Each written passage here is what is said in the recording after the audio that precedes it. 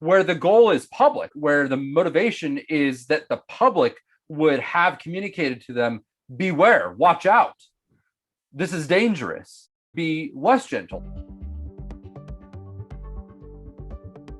Let's go to some objections that we've heard. We've asked people to send in their friendly objections. These are people that are our friends that have said, I'm not sure that this all is exactly the way it should be according to the Bible, or I have concerns. So here's one. You're calling people out, but then you're also calling other people out, your allies in the culture war, and saying, hey, when are you going to join me in calling somebody out? So is there an infinite regress here where you're going to say, you're a bad guy because you don't join me? Now, I want to give my own answer to that question. And first of all, it's one thing to say, you should join me. It's another thing to say, don't trust that guy because he never joins me. Okay, those are two different claims. And I think that, like, the most recent engagement that we had with some people on this topic, some people understood that and they behaved themselves in a way that was emotionally mature, and some didn't. This was something that came up during the whole evangelical liberalism, fundamentalism stuff back in the day. And I don't know all of the historical details, but I do know that one of the criticisms of the fundamentalists was this sort of almost seemingly infinite degrees of separation. We're going to separate ourselves from the people who are teaching liberalism, but we're also going to separate ourselves from the people who won't separate themselves from those who are teaching liberalism. And then we'll separate ourselves from the people who won't separate themselves, from the people who are teaching, and ad infinitum. And of course, that seems a little wonky, right? That seems, one, impossible, but also, where's the rationale there? So I understand the concern. I would say that's not really our goal here. It may seem that way if you don't understand the fuller context, and so I appreciate this person bringing it up.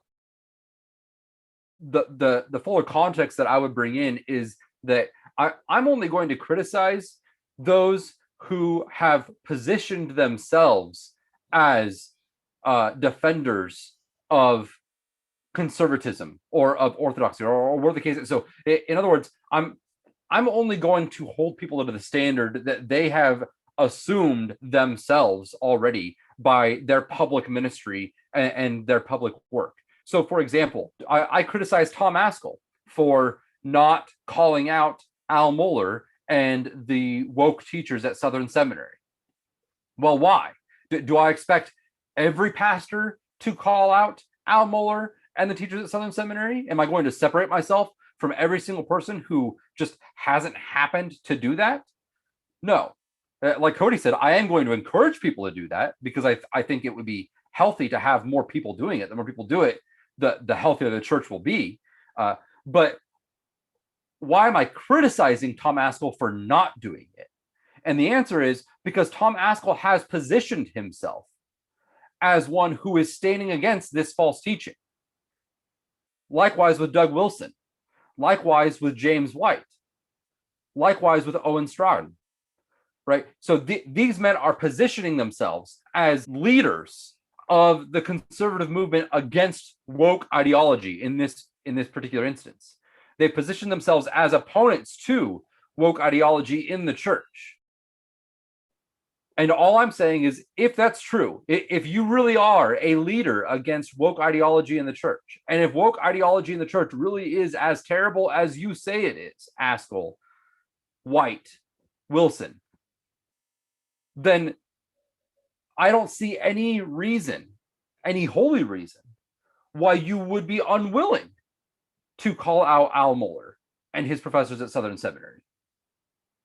Given that Southern Seminary is one of the largest evangelical seminaries in the world, and it's considered one of the most conservative, and given the fact that woke ideology is clearly being taught there, while it's being laundered as conservatism, that is the prime target for anybody who stands against woke ideology.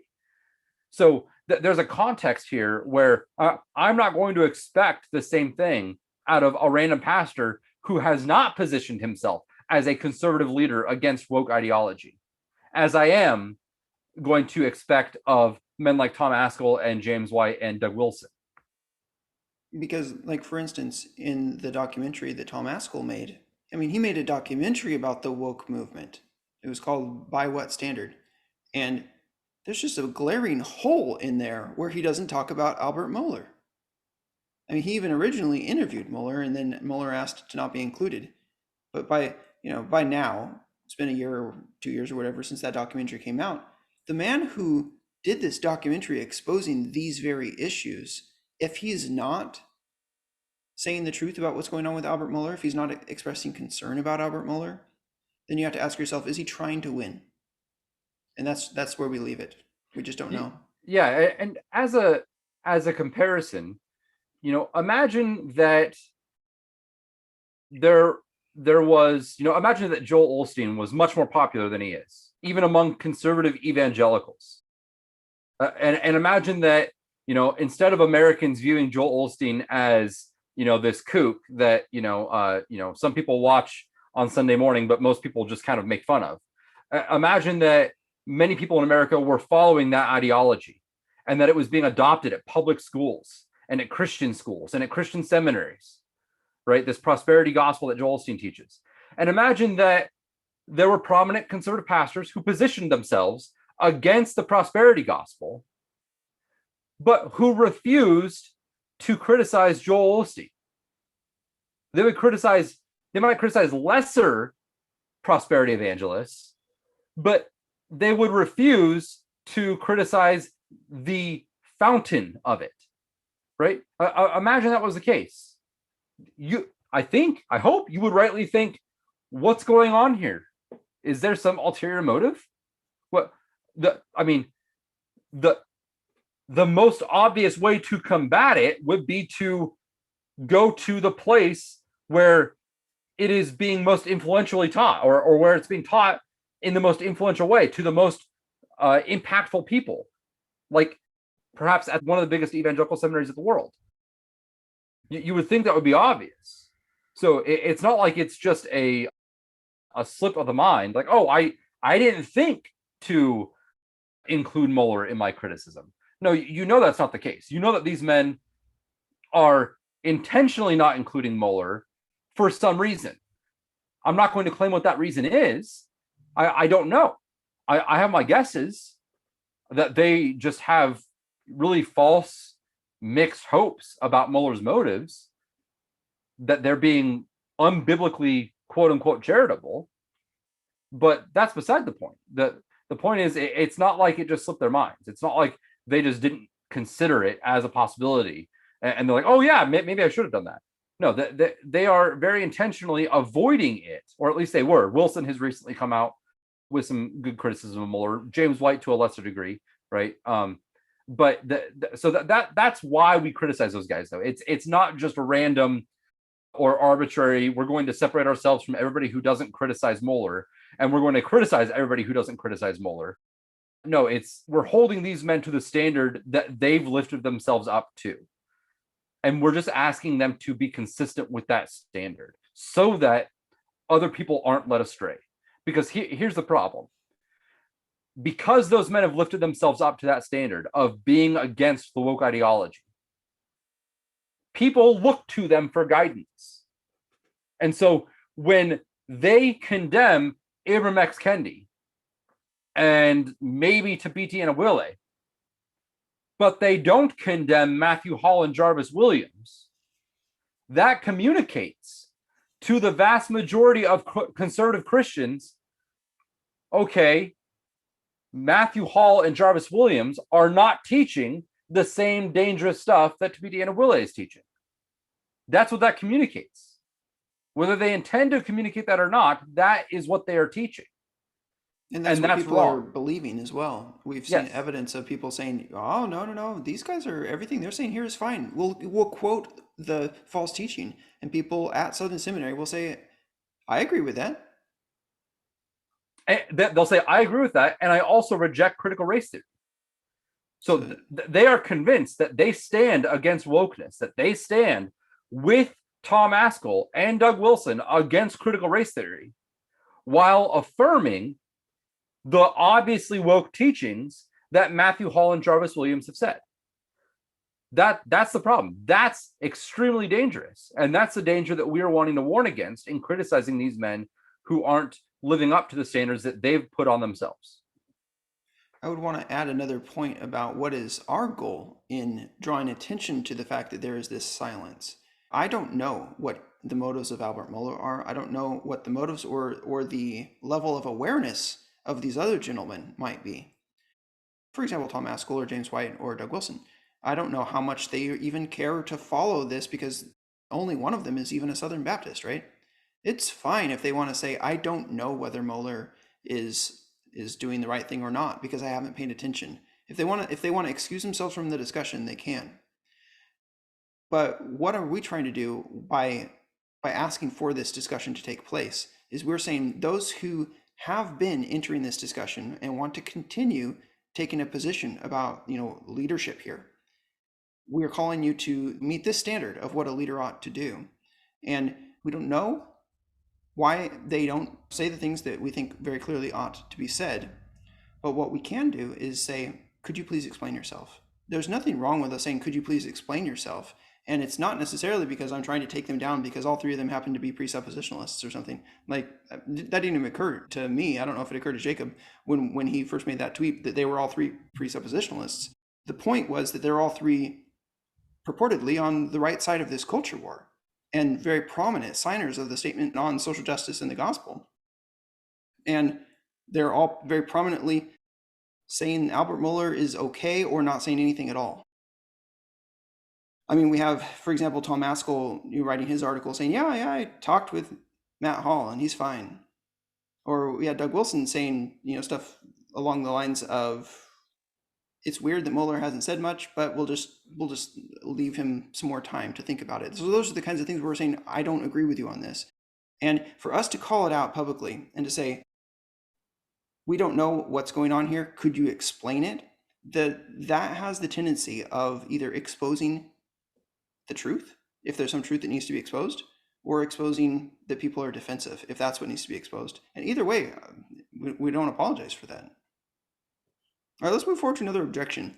This is from one of your former professors, Jacob. And he says, I don't see a lot of what you guys post, but I think an overly polemical style is often less effective, especially since there's a tendency with the polemical style to overstate and be hyperbolic. Ironically, more measured statements are often more powerful this way. How would you answer that? Yeah, I understand what he's saying, and I kind of understand why he's saying it. He was a philosophy professor, and there is a truth to what he's saying, especially when you're doing academic philosophical arguments, where it's better to make a modest claim. The more modest the claim, the easier it is to defend and the harder it is to attack. If I'm defending a doctrine, if I can make a modest claim about what needs to be done here or what needs to be believed here, it's going to be harder for my opponent to find a weakness in it because it's a smaller thing. It covers less space ideologically. And so there's less opportunity. There's less for the opponent to penetrate into the argument. And that's accurate. Like I totally affirm that. And I think that's a wise way to argue, especially in terms of academic philosophy or even academic theology. I think that's where he's coming from. But I think that you're also missing our intention in a lot of what we're doing, because a lot of what we're doing isn't just academic philosophy. A lot of what we're doing is public warning about serious threats that are sort of existential threats here and now. It's not merely theoretical abstract philosophy, as good as that can be sometimes. And I've heard this before, not just from him. I've heard this from others, that the more measured, gentle tone will win more people. But that assumes that our goal is to win a certain amount of people to, quote unquote, our side. While that would be good in the long run, that's not our primary goal. Our primary goal is to be faithful, to glorify God. And I think the other thing that this misses, and this is probably going to be relevant to some other objections that we'll cover here in a second, is we are not just focused on winning people over to ideas. We're focused on winning people over to the value of ideas, or conversely, to the repugnance of certain other ideas, right? So, and here I'm following, or I'm trying to follow in the footsteps of Jonathan Edwards, who said, I aim to raise the affection of my hearers. So he's not talking about just convincing his hearers of ideas. He's talking about convincing them of ideas and raising their affections, right? I aim to raise the affections of my hearers as high as I possibly can, provided that they are affected by nothing but the truth and in proportion to the truth being proclaimed. Right. So I'm trying to model that in what I do online, because I think that it's similar to preaching in that respect, in terms of it's being public communication. I don't just want to convince my audience of particular ideas. I want to raise their affections about the ideas as high as I possibly can, in proportion to the importance or the value of the ideas that we're talking about. And that could be good affections when it comes to true ideas, and it could be bad affections or negative affections, repugnance, disgust towards evil ideas, to the extent that they are evil and dangerous. Right? So there's an affectional aspect of what we want to do here. And I think that there ought to be an affectional aspect to much of public communication about serious ideas. I think that's what's modeled by Jesus, the apostles, the prophets, and all throughout Scripture when it comes to public communication about serious, weighty issues.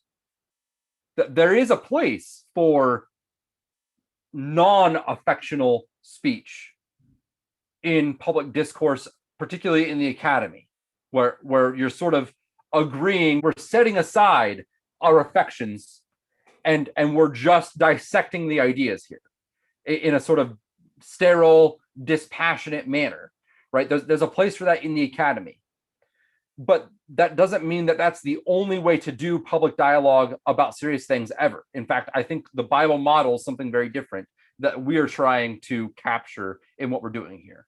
A lot of thoughts come to mind about this whole thing about trying to get people passionate. You know, one objection is, hey, why are you always stirring the pot? Or aren't you just trying to gain attention for yourself, or make people angry, or whatever it may be? Like, do you enjoy fighting? Those are the kinds of things that people would say. And part of my answer needs to be that there are different kinds of people out there that will respond to different kinds of communication. And I'm not necessarily trying to say that every Christian that believes the Bible ought to consider me to be really an enjoyable voice to listen to. That's not the point. But there are people out there that speak the language that we speak. And it might be a little more earthy than what some people, I mean, there's sometimes in our videos, Jacob, where you say, you referred to the 11th commandment, and you said it was the damn 11th commandment. And I was like, my mom's going to listen to this. I don't say that word in public. Everybody has their own level of earthiness. Think about Martin Luther. People might have told him, hey, if you will continue being coarse and insulting people and saying, oh, there you are, like butter in the sunshine, and just making jokes about people in a way that really puts them down. If you keep on saying that, you're not going to attract very many people to your cause. And the thing about Martin Luther was he actually did. He did succeed in attracting people to his cause, because at that time there was a connection between the popish cult and this effete mannerism that says we must always be pious in the way we act. And so when Luther spoke in vulgarities, the people that had just a sense that there was something wrong with this over-the-top piousness coming from Rome, the German people who were vulgar said, this man associates with us. I can actually speak his language. And they listened to him. Now, I'm not advocating that we go out and make foul jokes. That's not even my personality. But there are different personalities that God uses. And I think that's even the case if you look in the Old Testament, if you look in the minor prophets. different levels of ability to articulate what you're saying in a way that's considered to be proper language, different levels of vulgarity. And we don't even come anywhere close to the level of vulgarity that we find in some of those prophets. I mean, referring to like horses mating, referring to women who would sell themselves, except for that they'd actually pay to be a prostitute. We're talking about, I mean, and calling certain people fat cows. These are things that Jacob and I don't do, but that the Bible does. Just to shatter your frame of reference, if you're used to the Gospel Coalition's version of Christianity, there are things that are said in the Bible that I would not say to my own kids. Not right now, not until they're quite a bit more mature to understand why a prophet would ever compare Israel to this or that. But that's what's in there. And so we have to measure our words to those who we are intending to speak to. And the average pastor in the United States, the average pastor that reads Albert Mohler or listens to his podcast, is not actually my intended audience. That's a part of what we need to realize. And so this whole idea of don't overstate, don't be hyperbolic, we aren't. We state our position in the strongest way that we can that is true. And one of the concepts you have to understand is this Overton window. If somebody is the only person saying a position that's this extreme, then nobody's going to want to necessarily go further than that, because they're going to think, oh, well, that's just obviously unreasonable.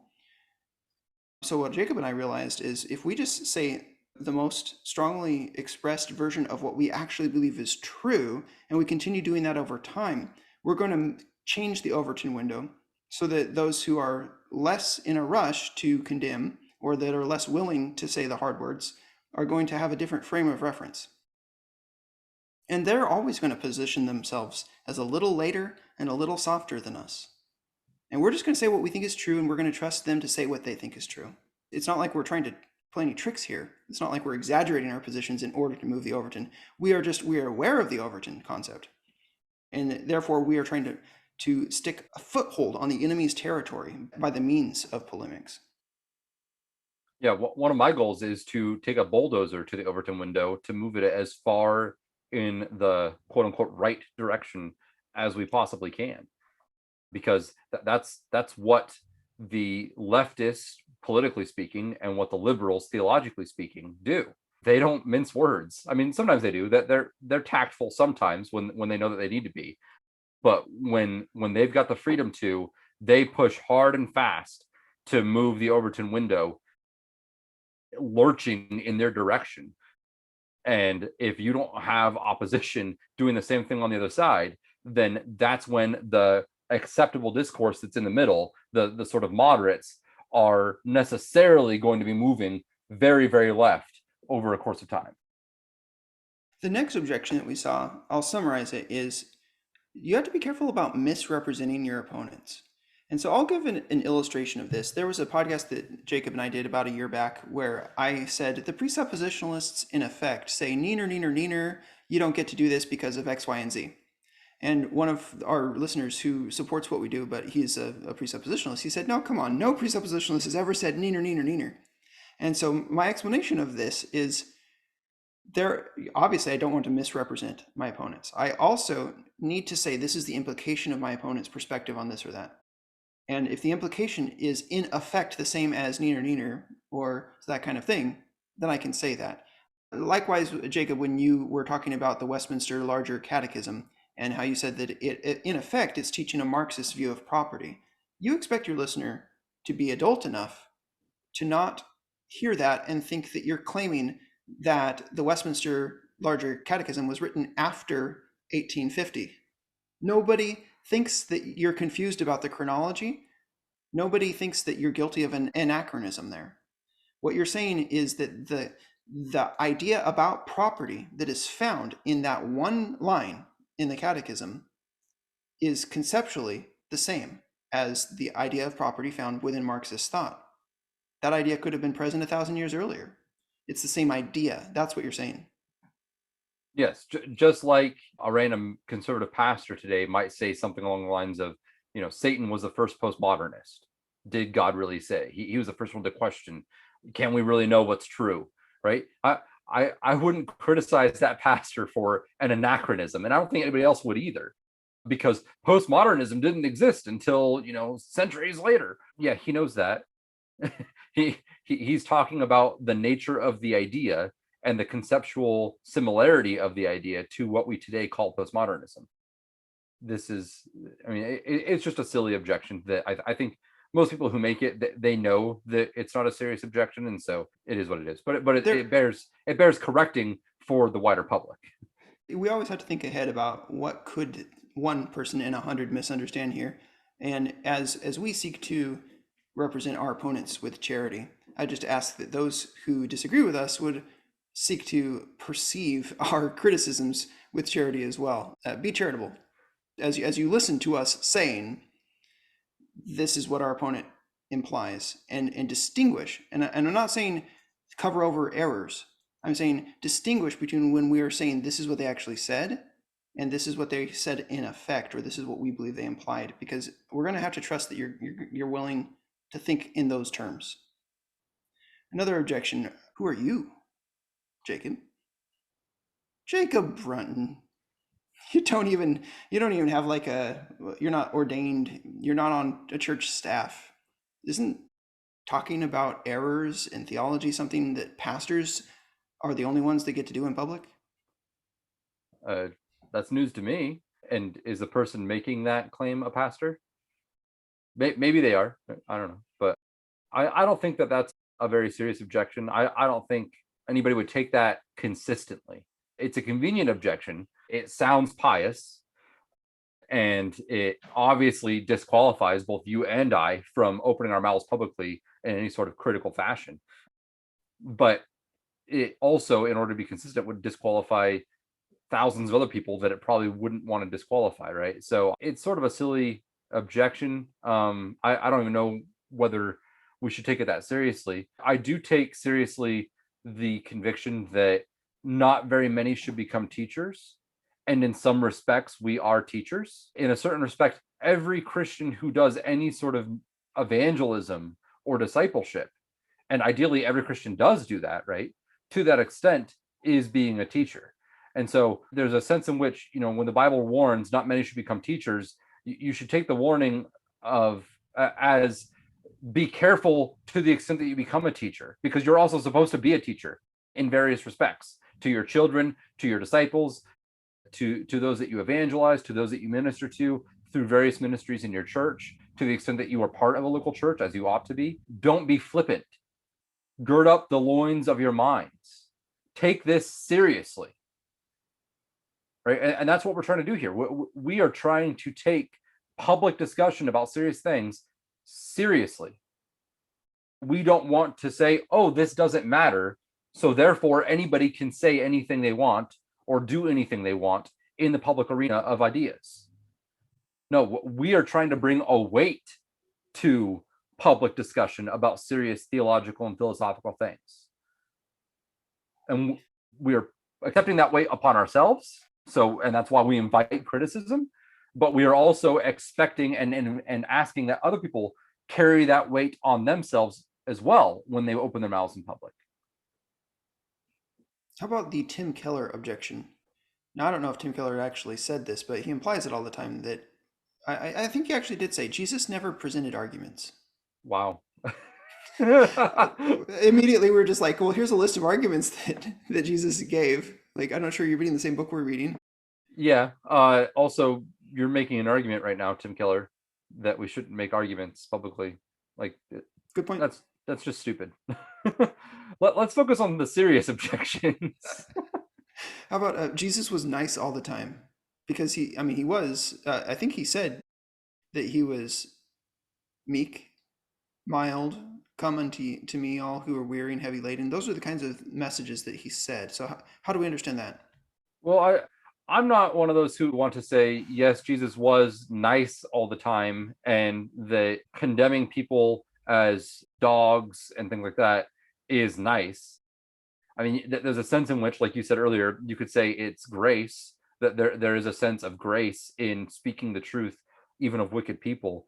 But I don't think I would use the term nice at all to describe Jesus or to describe the ideal Christian morality. I don't think that niceness is a adjective that applies.